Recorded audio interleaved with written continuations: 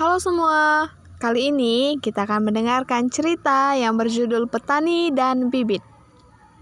Suatu hari, Yesus mengajar di tepi danau. Banyak orang berkumpul untuk mendengarnya. Kerumunan orang menjadi terlalu besar.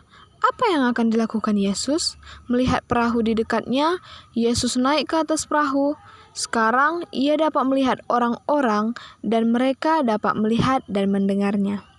Yesus mulai bercerita tentang perumpamaan, cerita tentang kejadian sehari-hari yang mengajar orang-orang tentang Allah. Seorang petani menebar bibit di kebunnya. Cerita Yesus bagaikan lukisan dengan kata-kata, bukan hanya gambar saja. Orang-orang dapat membayangkan bagaimana petani itu bekerja. Mereka melihatnya berulang-ulang kali. Beberapa bibit yang ditebarkan jatuh di jalan setapak. Burung-burung dengan cepat mengambilnya untuk dimakan. Dan beberapa bibit jatuh di bagian berbatu dari tanah. Mereka cepat tumbuh menjadi tanaman, tetapi tanaman yang tidak kuat. Terik matahari segera membuat tanaman itu layu karena tidak dapat berakar yang dalam dari tanah. Bibit yang lain jatuh di tanah. Tanaman berduri, tidak bisa tumbuh untuk menghasilkan biji baru. Tanaman berduri menutupi bibit yang sedang tumbuh, menutupi dari sinar matahari dan hujan.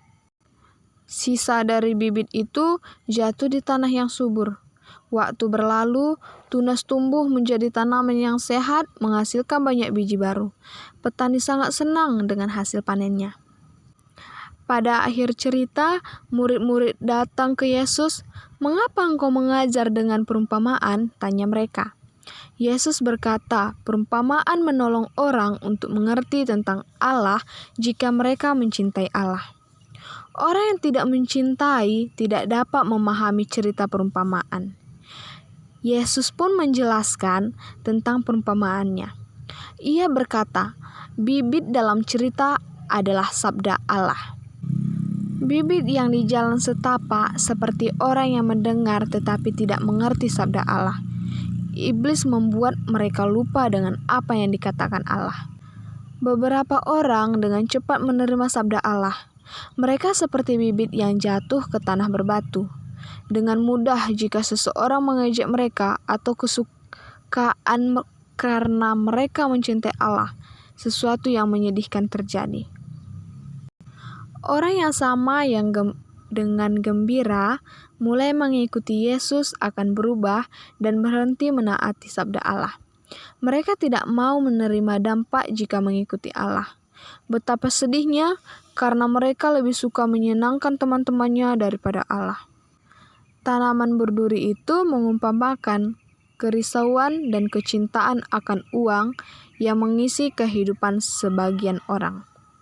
Mereka begitu sibuk mengusahakan mendapat uang lebih dan barang-barang sehingga mereka melepaskan Allah dari kehidupan mereka.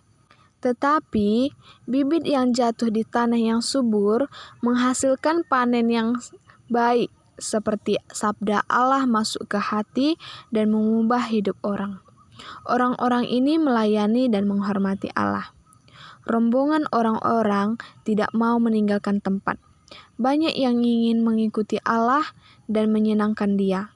Perumpamaan Yesus menolong mereka mengerti bagaimana harus taat kepada Allah.